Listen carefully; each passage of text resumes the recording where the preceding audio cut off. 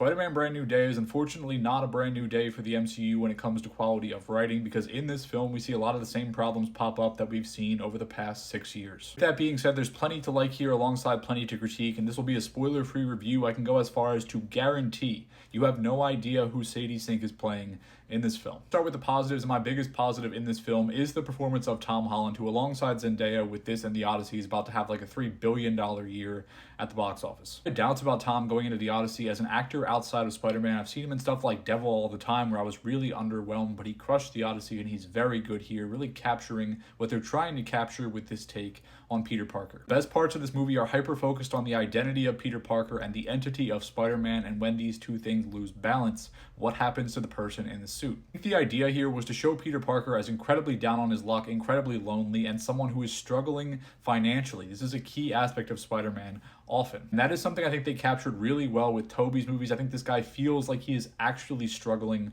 in every way. Tom's doing perfectly everything that's asked of him, but I think from a writing perspective, they're not exactly nailing what this take on Peter Parker should feel like. This character should feel broken down on his luck. He feels like he probably has a lot of money stashed away from his inheritance from Aunt May or from his time with Tony. In this movie, he's just like a handsome guy with a nice haircut, looking put together. He's always eating takeout. He's always going around buying stuff. He's sitting there in his expensive apartment in New York City with all his computers, all his technology, just kind of tinkering and thinking. He is not someone that is struggling. I oftentimes think Hollywood really struggles to capture people that are really going through it. For some more positives, I think the suit looks incredible. I think there's a lot of really good action in this film. I think from the trailer, there was some concern about the visual elements of this. Does it look wonky? Does it look bad? I don't think that's the case at all. He has some really fun, imaginative comic book action sequences that feel really exciting. I think Destin Daniel Cretton did a great job directing the film. Really well shot by Brett Pollack, who worked with Destin on Short Term 12, also on I'm Not a Hipster, and on Just Mercy as well. The web swinging sequences are fantastic. They make you feel like you're there, and a lot of the action is a lot of fun. Writing perspective, the most interesting thing they tackle is Peter losing control of himself, when it's an idea they just sort of float away from, they don't fully engage. Try to use that thematic material and those concepts to tie in Bruce Banner and make it work, but he just feels kind of forced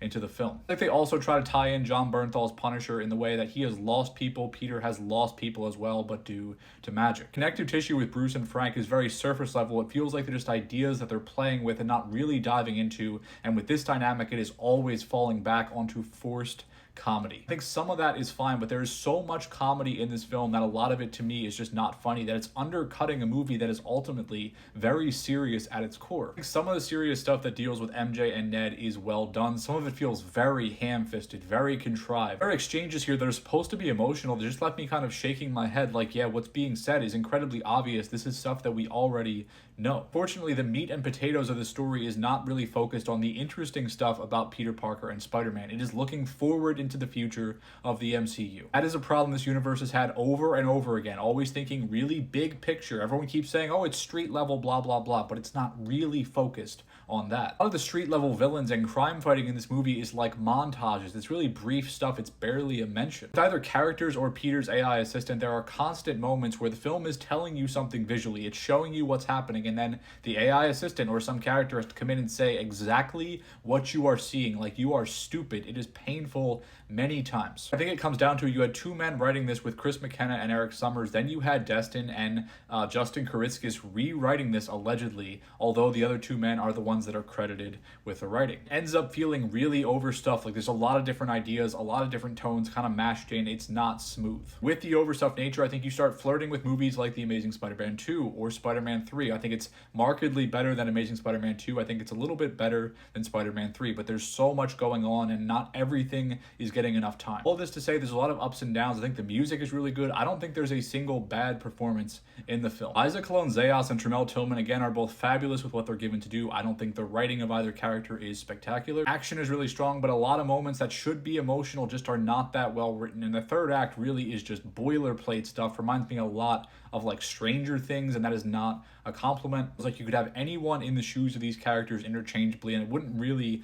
matter. Do you think the general public will like this movie? I think people love the character of Spider-Man. I think it's really hard to get people to not like a Spider-Man movie. With referencing the Brand New Day run, I think they wanted to kind of get in your mind and make you feel like this is a brand new day for the MCU. I think this is a fine movie. I was floating between 2.5 and 3 stars. I'm going with a light 3. Just don't believe that this is the MCU actually turning any type of meaningful page.